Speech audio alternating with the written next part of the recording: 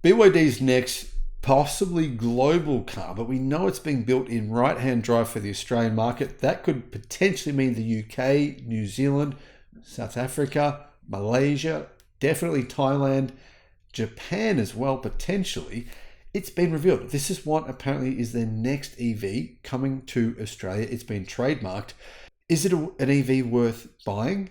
I personally have a very definitive opinion on this. I know it's going to get me some haters. I know people are going to slag me off for saying what I'm about to say. But when I saw this news, I had a very strong reaction. And this is what it was.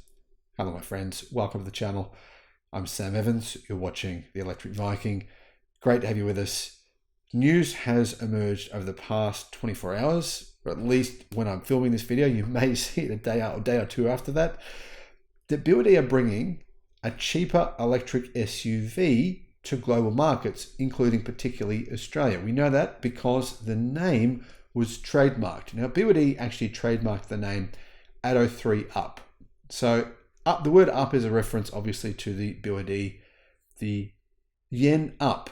And in China, the Atto 3, it's not called the Atto 3, it's actually called the yen. So the truth is, it's very clear here from the name that they have trademarked that the yen up is going to be the Atto 3 Up.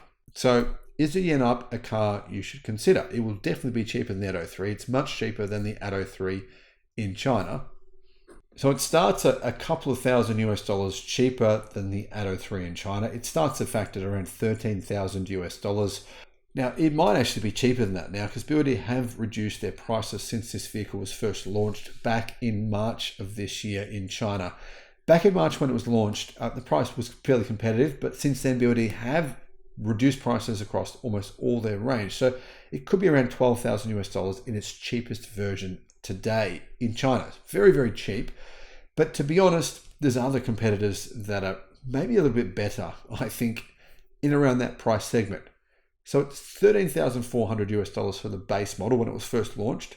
The mid-spec model is 15,000 US dollars and the top spec is 16,600 US dollars. Clearly, it's going to be, like I said, cheaper than the Atto 3, and for a reason. It has smaller batteries and slower charging speeds. So here are the numbers. First of all, it uses BYD's Blade battery, of course, as do all BYD electric cars. And it uses the E-Platform 3.0 with their structural battery pack, as do all now BYD EVs.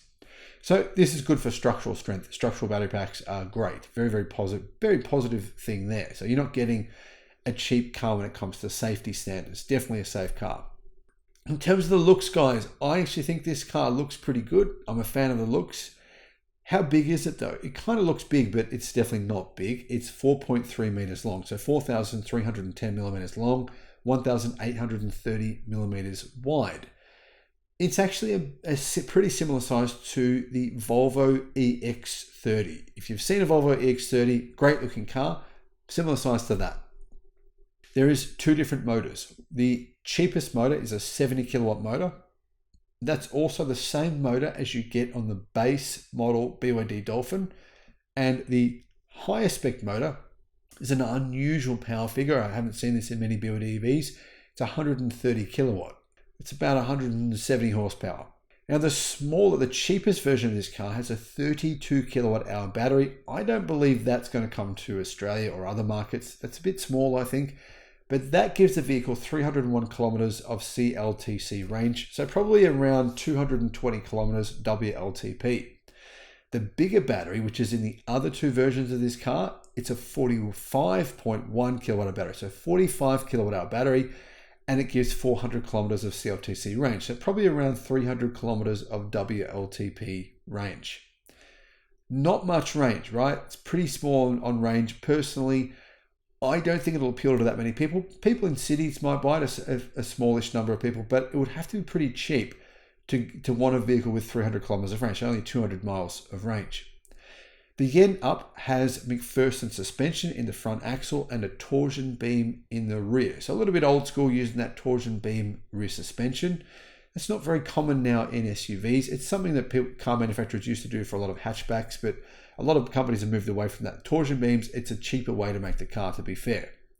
Now, apparently, the BYD Dolphin, Car News China says the BYD Dolphin used to have that rear suspension, a torsion beam. Customers complained, they said it was too uncomfortable, and BYD replaced the BYD Dolphin rear suspension with multi-strut suspension. So, yeah, I don't know if it'd be comfortable. Multi-link suspension would be multi-link independent suspension would be a better choice. But anyway, that's what it has in China.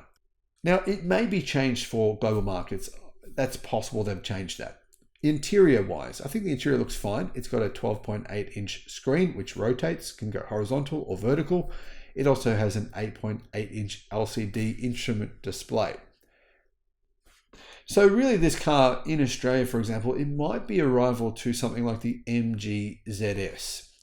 What price would you think it would be coming in at? Personally, if I was asked that question, I would estimate it'll be a pretty similar price to the BYD Dolphin, maybe about 5% more expensive than the BYD Dolphin.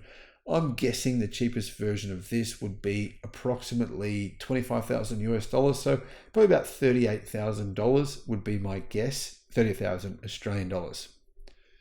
So in China, it's priced around 5,000 Australian dollars cheaper than the Atto 3, so around 3,000 US dollars cheaper, as I mentioned before. But it does have a nice looking interior than the Atto 3, so that's one upgrade. If you personally think, you personally don't like the interior of the Atto 3, this could be a vehicle worth considering. But one reason you might not want to consider this vehicle is the fact that it has a pretty short range in any version, but the charging speed is also a bit of an issue.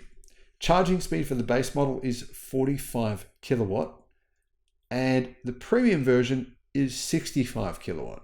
So the fastest charging version of the Yen Up, or the Atto 3 Up, is 65 kilowatt. That's one of the slowest EVs anywhere in the world to charge. Now, I know the slower ones that you can get, but honestly, anywhere in the Western world anyway. 65 kilowatt DC charging speeds in 2024, or 2025 it's going to come out, I should say, 2025. Maybe they're going to upgrade this vehicle. My first reaction was, holy shit, that is horrendous. Surely they're not going to sell that. That is a joke. 65 kilowatt DC charging in the premium version. The standard version has 45 kilowatt DC charging. Are they kidding me? This is insane. That was my first reaction. And I thought, you know what? Come on, mate. Don't react so much. Surely they'll upgrade the charging speed. Surely it'll charge faster than the 65 kilowatt. I mean, there's EVs that can charge at 600 kilowatt now, already, yet alone 2025 when this vehicle comes to market. But I assume they'll probably upgrade it by then, along with that rear suspension. But I could be wrong. Who knows? Let me know what your thoughts are in the comments.